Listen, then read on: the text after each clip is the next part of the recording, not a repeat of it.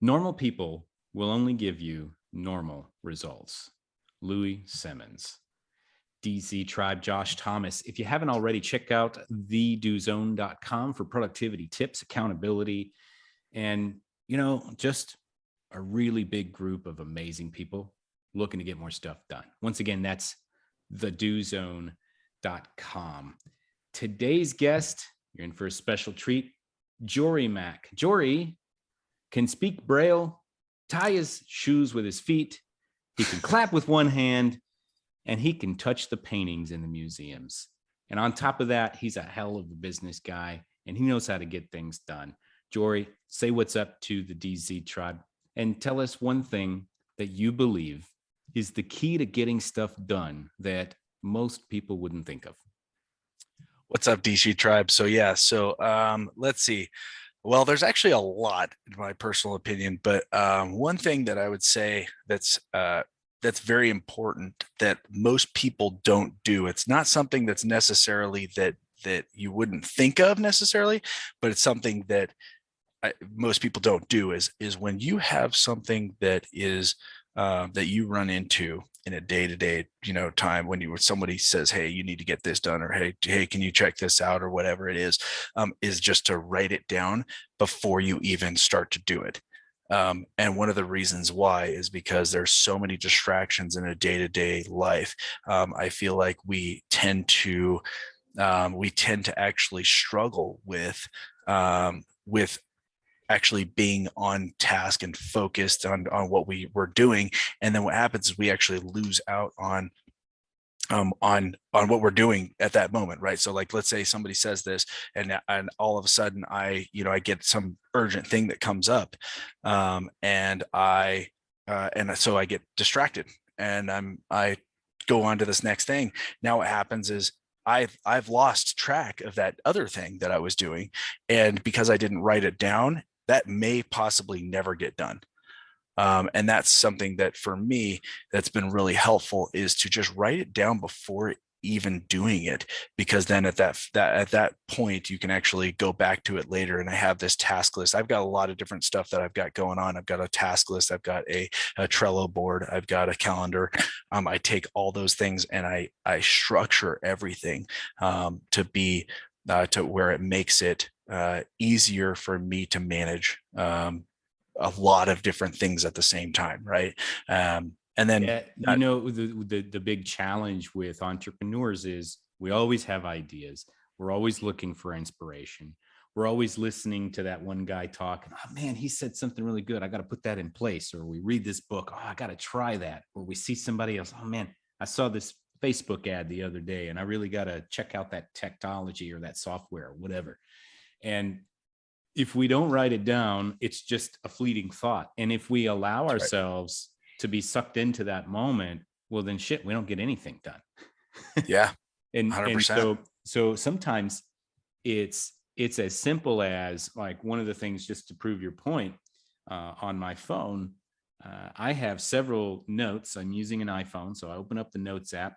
And if I see something cool on social media, I'm just going to make a note, go back and check this out, take a screenshot, go back and check this out. And if I have an idea of something that I want to do with my business, I have a separate note. Oh, hey, we should test out this, whatever. Now, I may not ever get to all of those, but at least I have them and I can remember. Yeah.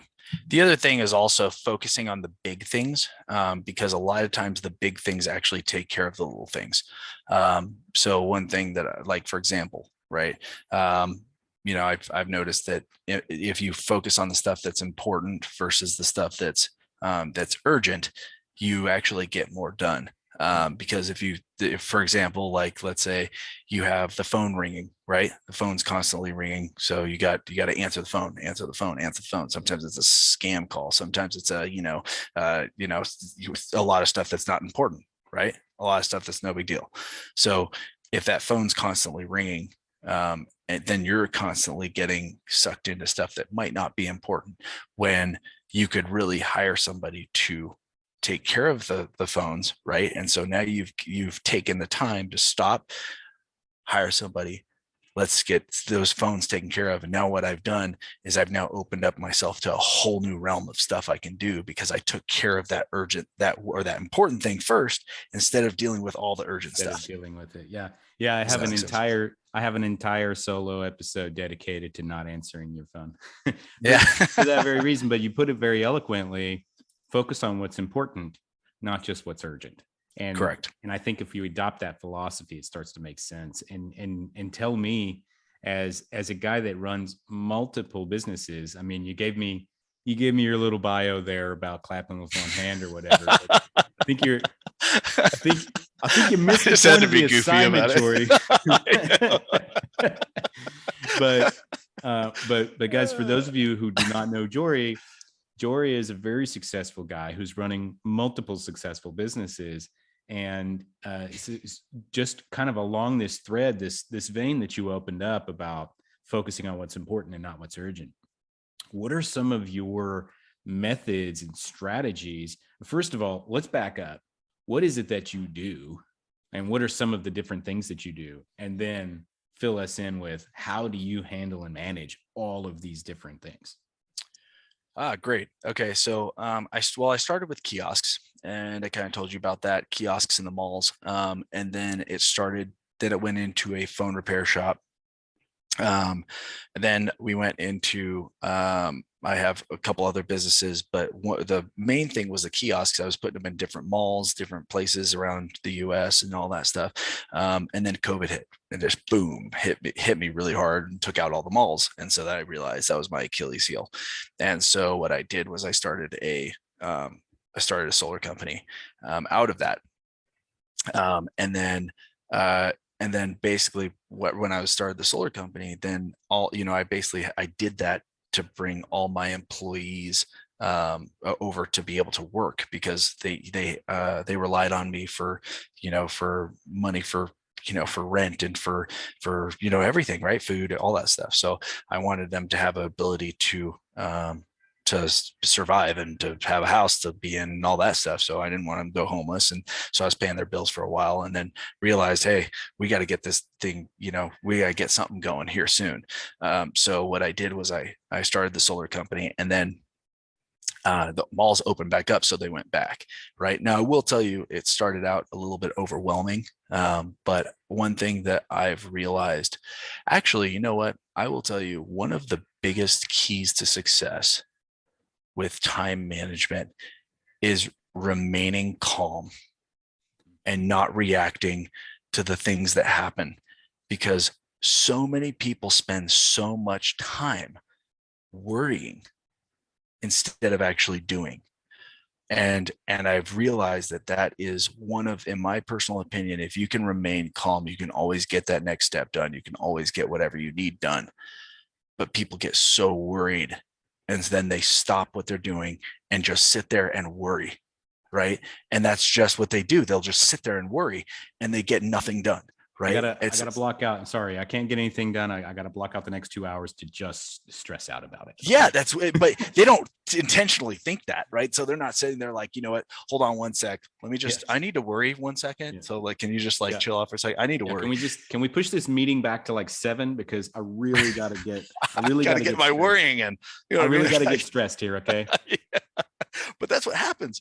People don't realize it. They just, instead of blocking it out, they just spend the time worrying. They spend 2 hours worrying about whatever's next and whatever's, look at the anxiety rate throughout the US right now. It's insane, right? There's so much worrying, right? Instead of just going and putting a plan in and doing, right? And so with this, basically what happened was, everybody went back to the malls. So I had a solar company with very few employees, only a couple employees, right? So I had to get back into that. That being said, I had to create structure, and not just structure, but also people that I could rely on in certain areas. And that's really important for me, is you think about it from this perspective. If I can duplicate myself, now I have two things getting done at the exact same time, at the exact same capacity, right? Or let's say it's even 80% of myself, right? So I'm still getting, $1.80%, right? Yep. above what I was at before. So hiring and delegating, and then also making sure that they understand exactly what they need to be doing is so important, and clarifying it is it's critical, because then at that point, people know what they're supposed to be doing. They get that stuff done, and that's happening while simultaneously you're getting something done. So Yep. now you have two people doing the same thing, right? So you got 4, and then 6, and then 8, and then 10, and I've got about 50 people. So the thing is that I don't have to do the little things anymore. Now I can just focus on the big things that help others grow. There was I was at a business mastermind, the 8-figure boardroom with Cole Gordon recently, and there was a gentleman who was speaking. His name is Ravi Abuvala, and he runs a company called Scaling with Systems. And one of the main points that he was making in his presentation was, go ahead and give yourself a value for your time. The first thing that you need to do is you need to give yourself an hourly rate. And anything that you are doing that does not meet that hourly rate needs to get off your plate ASAP. That's right. And it's without knowing it, you were just touching on that point over and over and over again, to where it's like, okay, I've got to take care of this. I've got people depending on me. I can't be sitting here worrying, which pays exactly $0 an hour. Exactly. It's true. That's exactly it. It pays exactly $0. Administrative stuff that pays like $10 to $15 an hour, because that's not going to be enough to cover the house payment for my employees. I need to elevate the value of my time by delegating out everything that I can, so that I can provide the value that all of these people are counting on. Yep. And how do I grow the business if I'm doing the little stuff? You know what I mean? The thing is I'm counting on them to do a certain job. They're counting on me to grow the business so that they can get a raise or a bump, or they can grow, or whatever it is. That's my job. My job is to take care of the big stuff, so that they have to do their job correctly and well in order for me to do my job. Right. So the thing is that it's all about accountability to everybody. And if I'm doing the little stuff, then it actually stops me from doing the things that I need to do to get them to where they want to be. So it's all a team. It's a team effort. You got to work together. And if you don't have the person doing what they should be doing, then the rest of it collapses as well. So there's a lot of people on the planet right now that are really very grateful that you're still here with us. I appreciate that. Yeah. And maybe, would you mind kind of diving into, to the point that you're comfortable? Sure. I mean, you almost died, man. You want to talk about that? Yeah. If you don't, it's okay. But no, it's fine. Putting you on the spot. No, it's fine. Now everybody wants to know. Yeah. No, it was so I'm kind of the guy that I didn't care about the masks, and I didn't care about that. I didn't get vaccinated. I could kind of care less about that stuff, right? But the thing is that what happened was, so I just happened to get hit hard, like really, really hard with this COVID. And it was like, at the beginning, it was nothing. I was just kind of like, I was just like a regular, like not even really even a cold. I was like, oh, a little bit of a fever, I'm good, right? Then it was a little bit of a cold. And then it got to be like where it was kind of like a pretty heavy flu. And I was like, okay.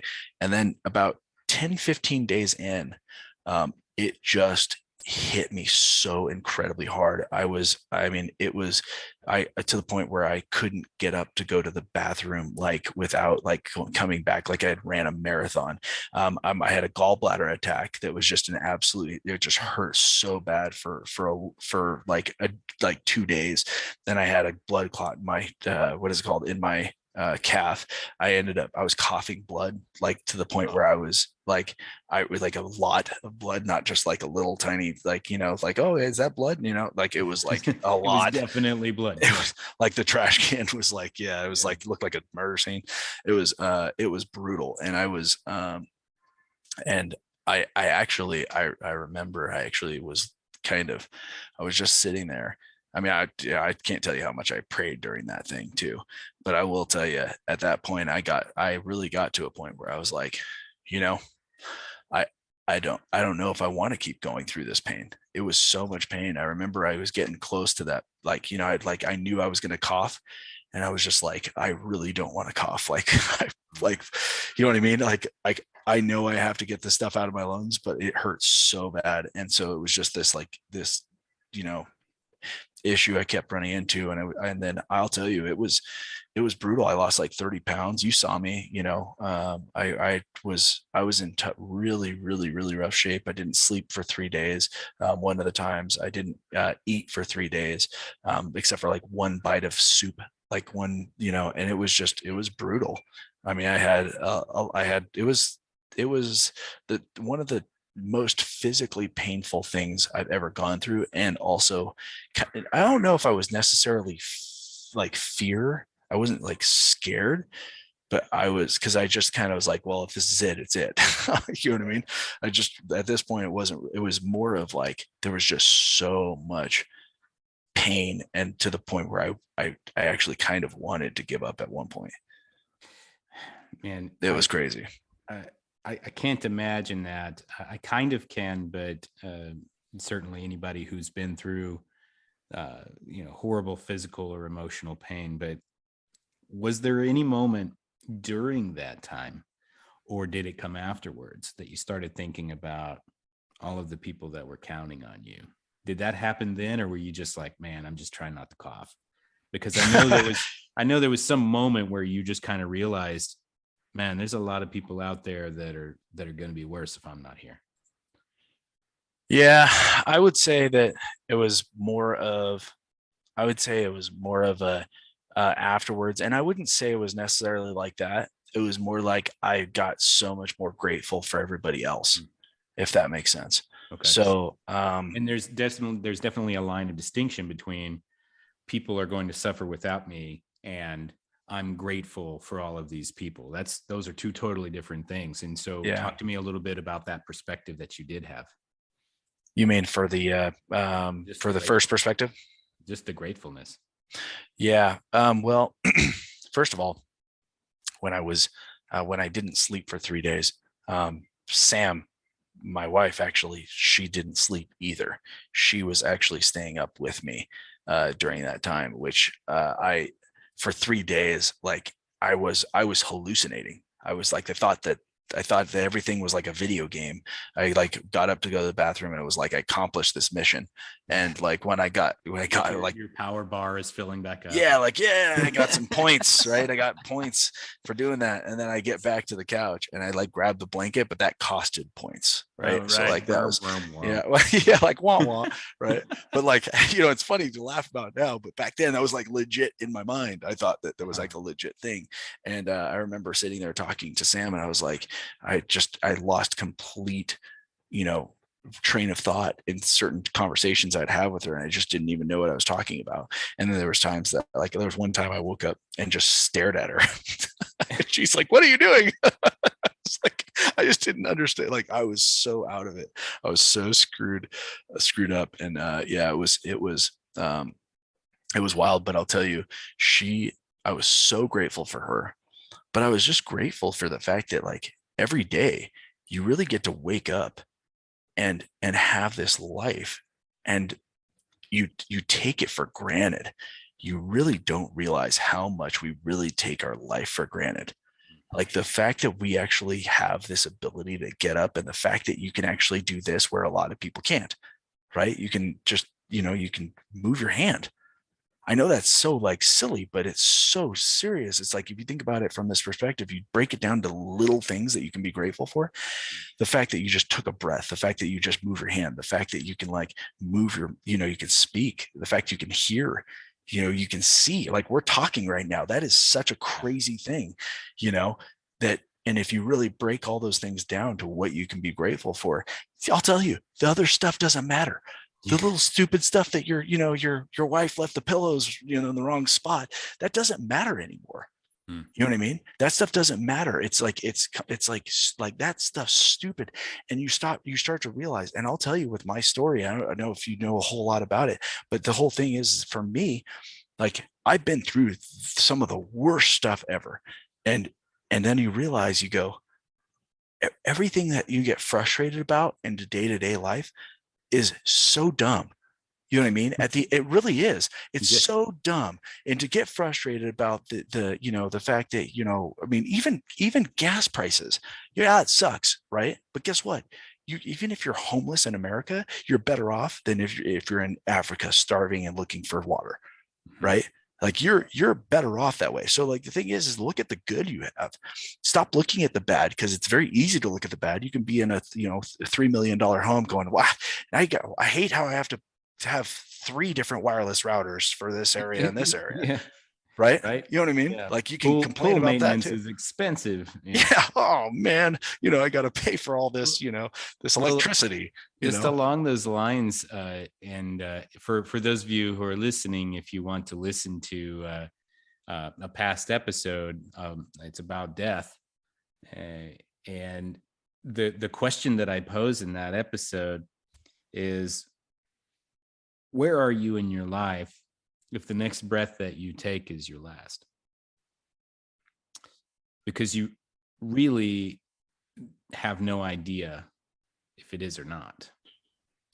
That's right. I can point to current events depending on when this episode comes out. There's two things that I've seen recently. Some guy was standing on the platform waiting to get on the subway in New York, and somebody else came in and pushed him onto the tracks. This isn't going to end the way you think it is. They push him onto the tracks, and he falls down, he injures himself, and there's a train coming.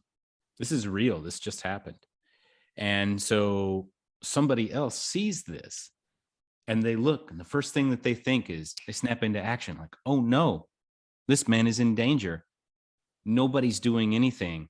I'm going to reach down and try to save him.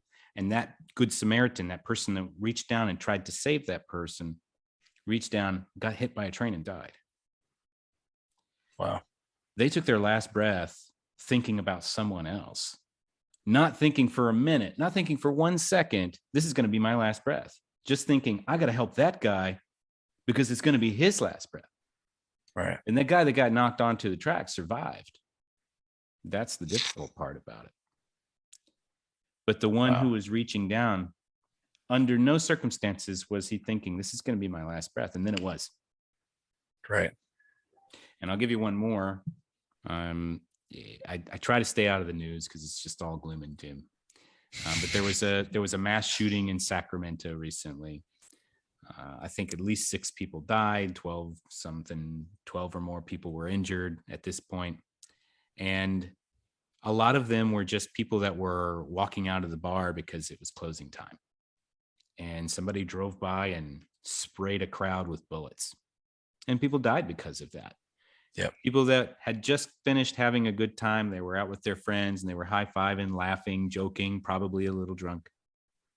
And then they took their last breath and they were dead. Yep. And you never know when that time is coming. And so the point here is you got to get your affairs in order. You have to make sure and appreciate, just like what Jory was saying, for those of you who are listening to this, everything that you're worried about is dumb. Yep. Except for that next breath. That's right. Brad Lee actually brought it up perfect. I thought it was really great. He said, he says, if I gave you $1 million right now, how would you feel like in the moment? Would you just be ecstatic? You know what I mean? Would you just like nothing can bring you down? You're on top of the world, cloud 9, you're so excited, yeah, right. You get $1 million. But now here's the thing. Like if I gave you $1 million, but you couldn't wake up tomorrow, would you take it? Absolutely not. Yeah. Why? Because tomorrow's worth more than $1 million. Right. So why don't we wake up every single day thinking that our life is worth more than $1 million? People don't look at it that way. They're so upset about the fact that they didn't get, this promotion or this job offer or this whatever it is, when they don't really realize that the fact that they just woke up is worth more than $1 million. You know what I mean? And that to me, it was so important. It was such a big thing. And I was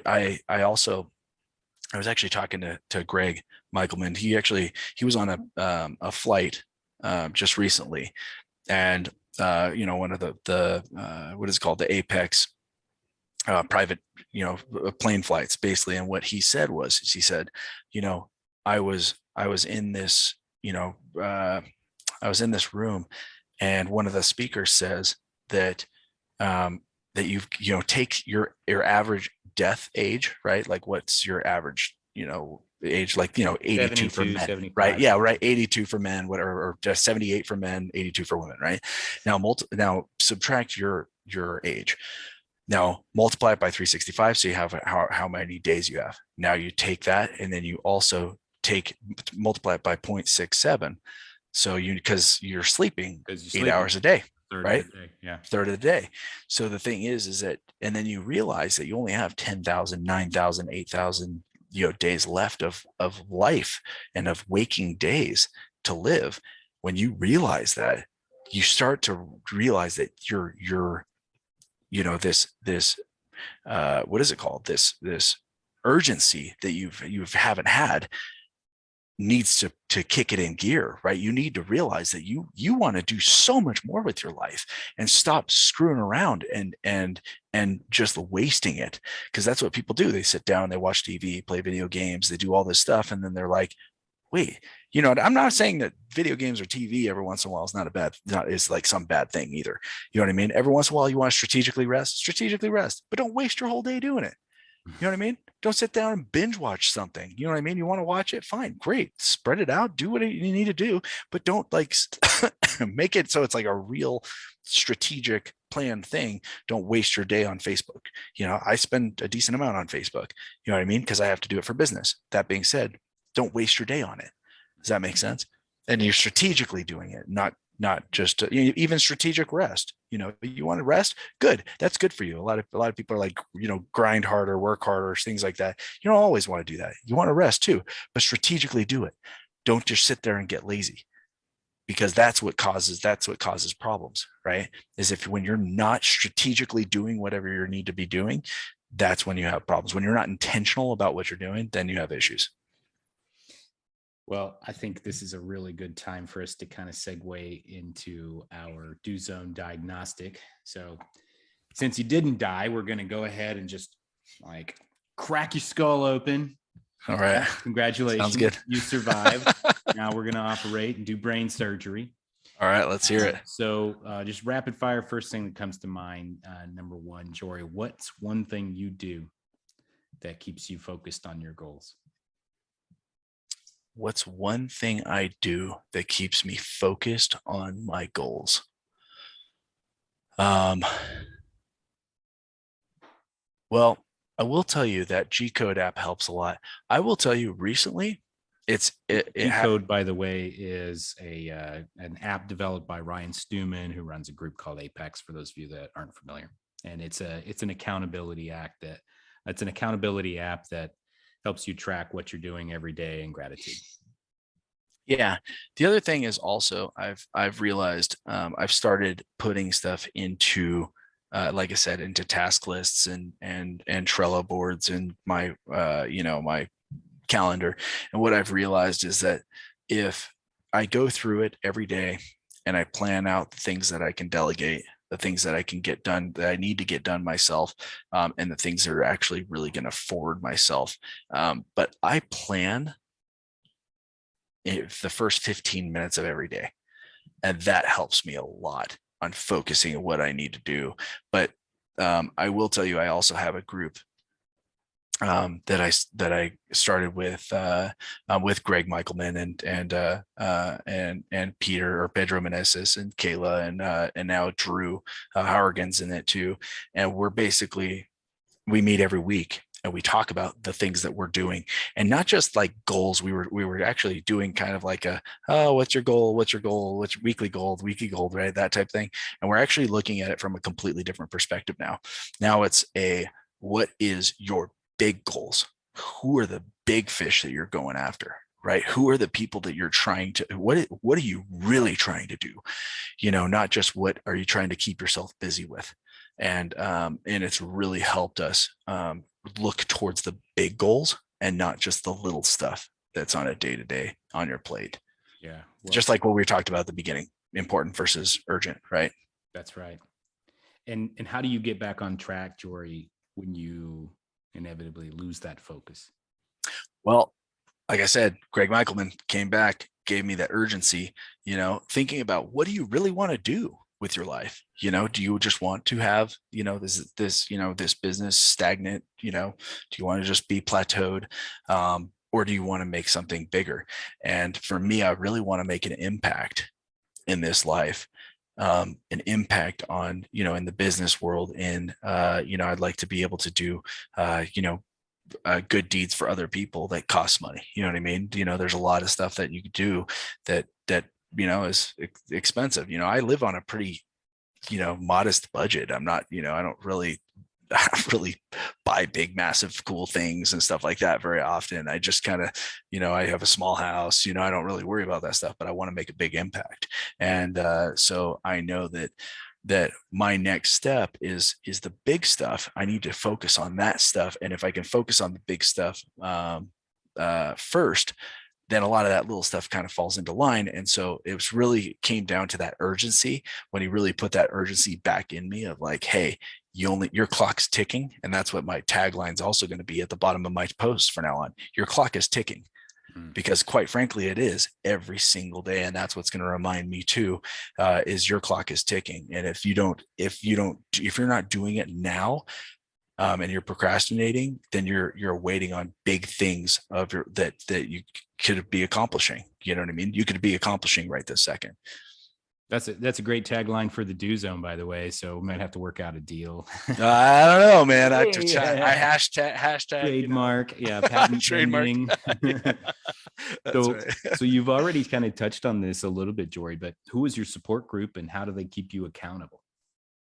Okay, so I will tell you. So first of all, just Apex in general has been amazing. I've really haven't had much of a support group except for my employees. I will tell you, I've got some great employees and stuff like that too. So that's been amazing. But I've never really had like a mentor to like look up to or anything like that. And now recently I do. And Apex really helps with that. It's been God, things have changed so much since being in Apex, which has been amazing. But I also have a group now. I like small accountability groups because they heard me say it, right? And so now they hold me accountable to it. It's a little different when, I made a post, but yeah, you see 300 posts, you know what I mean? I'm not going to hold that person accountable, right? But they will hold you accountable if it's in a 6-person group. I can't stress enough, and I say this as many times as possible in any situation. The real key to your success is you got to get yourself into the right room. That's right.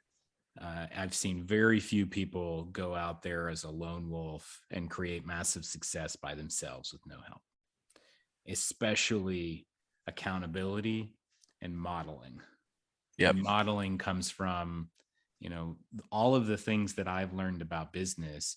I didn't just figure out through hard work. I saw somebody else do it. That's right. And I said, you know what? That guy's got it figured out. I'm just going to copy that.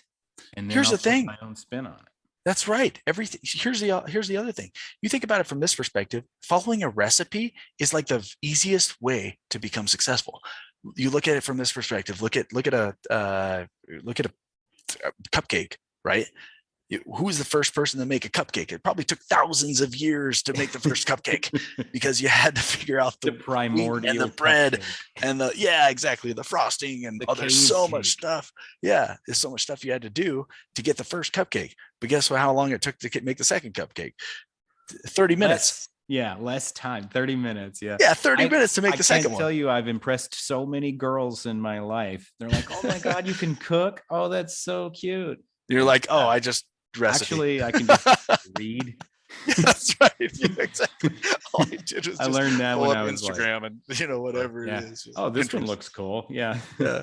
So that's tell right. me, speaking of, how do you approach a difficult project that you're not sure how to complete? How do I approach a difficult project? This is probably not the right answer for the audience. I'm just throwing this out there. No right or wrong answers. I to be honest with you, I leap. I just I just go for it. If I know that it's the right thing and I don't know exactly how to accomplish it, I just go for it. If I have like about, I'd say maybe 60, 70% of it planned out, I just jump, because that's at the end of the day, that's what most of entrepreneurship is anyway, is you take it's like jumping off a cliff and building a plan on the way down. So the thing is for me, it's just taking action in general.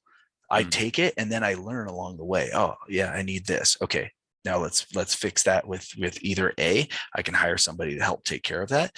B, I can do it myself. I can learn it, right? So those are the options, right? You either learn it or you hire it out, or you can, or it takes care of itself, I guess. But other than that, that's pretty much the only thing you could really do, right? So I will tell you, I've learned a lot about recently about how a lot of times hiring somebody who's better at it than you is better than doing it yourself. And one of the biggest reasons why is because it really compacts and compresses the time to learn that thing, right? They spent 10,000 hours to become an expert on that.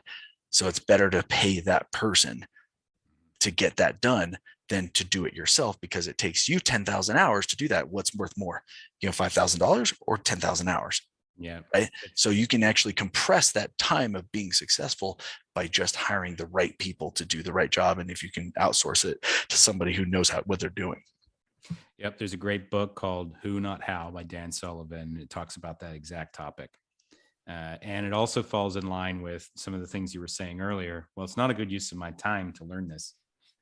As you were saying, I just take the leap. I very often, if I'm talking to an entrepreneur or somebody, and they're like, well, I just don't know if I know enough. I think I need to do some more research. I think I need to really think about this and study. And my response back is always, well, how many books did you read? And how many podcasts did you listen to? And how many people did you get references from about when you were 8 years old and you wanted to learn how to ride a bike? That's right. That's right. Probably the most likely thing that you did is you got up on the bike and maybe your mom or dad kind of like held the back seat for you for a couple of laps. And then you're like, okay, let go. And then you fell and you scraped your knees, and then you figure the rest of it out. That's right. And I can't tell you how many knees I've scraped in business. So many knees. You know what I mean? That's why I say you jump. Guess what? You have a percentage of failure, but guess what? You either win or you learn, right? So when you fail, you just, okay, I learned a new lesson. That's what it costed to learn that lesson, right? I learned a $5,000 lesson. Sweet. You know what I mean? Whatever it is. But although it kind of sometimes, like people think it sucks. Wow, you lost a lot of money here. That's really, no, it's not. I learned something new. You know what I mean? Let's move on to the next thing. Lesson. Yeah. Really wasn't that expensive in the long run. Fail that class. Yeah. Yeah. If it propelled you to something is way bigger, then it really wasn't that expensive at the end of the day. It feels that way in the moment, but like go back to the old stuff. What the biggest problems we were just talking about earlier, are not that big. They're not that big of a problem. You know what I mean? Just relax. Okay, go do it again. You know what I mean? And figure it out this time, and that to me is probably the most important thing you can do, is just relax. Just relax. You're living, you're breathing, and just keep moving forward. So many amazing nuggets of wisdom in this. I do have one more question of the diagnostic here. What is the number one pro tip that you would give to somebody looking to get more stuff done in less time? More stuff done in less time. I will tell you on this, it really depends on the person and where they're at and what they're doing, because there's some people that are completely full on their schedule, right? So the first thing is fill your schedule. If you don't fill your schedule and you're not filling it with productive stuff, then you're automatically losing there, right? So that's number one. Now, once you've gotten to the point where you filled your schedule, now you have to realize there's one thing's more important than the other. So now you have to realize, now I have to take something and delegate, right? I have to start delegating stuff because I don't have enough time to take care of absolutely everything, right? So then it becomes, so fill your schedule.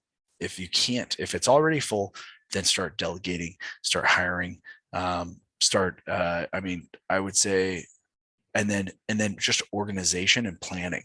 If you can plan out for the first 15 minutes of your day to make sure, hey, I need to get this done, this done, this done, this done, this done, and you plan it out right, then, like for example, if you're going to go out to 30 minutes north of town, and then you're going to go 30 minutes south of town, but then you have something else that you have to do that's now 30 minutes north of town, right? You just wasted hours going back and forth instead of just sitting there and planning for 15 minutes to figure out, okay, what's the most efficient way for me to get all these things done? Mm-hmm. Yeah. Does that make sense? Yeah, absolutely. So thank you for that. Jory, tell me, I know that you're doing a lot of things. What's got you excited right now? What's got you passionate? Tell us a little bit about that next thing. When Greg asked you, what's that big picture? What do you see? What do you envision? So there's a couple things. Number one, just this solar company. We're doing our own installs here soon. I'm really, really excited about it. I'm really excited about this new thing I'm doing with Drew Horgan. We're doing solar tax consultants, basically, where we're helping people get a lot more than what they were getting before for their solar system. Which has been absolutely amazing, and I'm working with other people that are doing solar as well. So it's been it's basically helping them get so much more for their clients, and then it also ends up helping them as well because they end up getting more more deals that they can run through, and then they help more people, and it's just a massive win-win situation. So those two things are the ones that I'm really focused on right now. I will tell you, I have the pawn shop as well. So I'm working on helping them really stabilize, so that once we truly feel stable, then we can actually move to that next level too. Because I always feel like building on top of a foundation that's of sand is really hard to do, but we're actually almost there. So I'm really proud of the guys I have, and so I've been really excited, and I can't tell you how excited I am about the new guy I just hired. He's my executive director for solar, and then I've got a great team. I just got to do a little bit of work with some of my sales guys, but they've got the right attitude too. So, I mean, I'm just honestly, I'm really excited, really excited for everything in the next step. So I can tell. And the name of your company is Reno Solar. that's correct. Yeah. Yeah. And do you only work in Reno, or do you work elsewhere?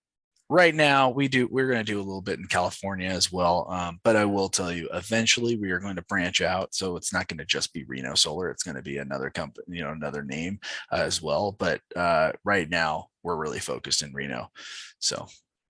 Nice. Okay, awesome. So if you are in California or Reno, Nevada, then definitely reach out to Jory about your solar options on that. And where can somebody go to learn more about you or Reno Solar, or to just connect with you? Reach out to me on Facebook. I got Facebook Messenger. Send me a DM. Jory Dane Mack. JoryDaine Mack. And then to be honest with you, I love answering questions and helping people out. So anytime I get a chance to do that, I do. So reach out to me. I have no problem. I love to help coach. I just recently got into coaching with a couple other people, and it's been awesome. It's been working for them, and I'm excited about it. So everybody's there. It's a win-win situation. So if somebody wants coaching, you see if it fits. I'm very busy, so I don't necessarily need to, but it is something that I'm passionate about and I love doing. Certainly. So. And is there a website that we can direct anyone to? For solar, it'd be renosolar.org, or reno.solar. But yeah, other than that, just reach out to me. Reno.solar. Yep. Awesome. Great. Jory, really appreciate you being on here and sharing all of your plethora of wisdom. And we're glad you pulled through COVID. You beat COVID, and That's you right. came out with a an extremely valuable lesson that I think all of us could stand to learn a little bit more. Your Yeah. problems probably aren't that big of a deal. And every single day you need to learn that. It's not something, even since then, I've, you fall back into the daily day-to-day stuff. But I'll tell you, every single day, put it on your mirror. Your problems aren't that bad, because they aren't.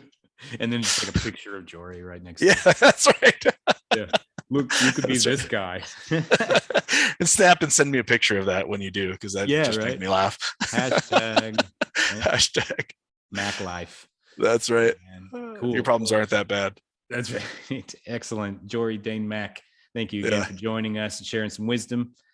You can connect with Jory if you're interested. You can go to reno.solar, or you can find him on Facebook at Jory Dane Mack, JoryDainemack. If you're a busy entrepreneur looking to get to the next level, head over to thedozone.com for more productivity tips, tools, and strategies. You can also join our Facebook group at the same name. Until next time, remember, we all have the same 24 hours in a day. What are you going to do with yours?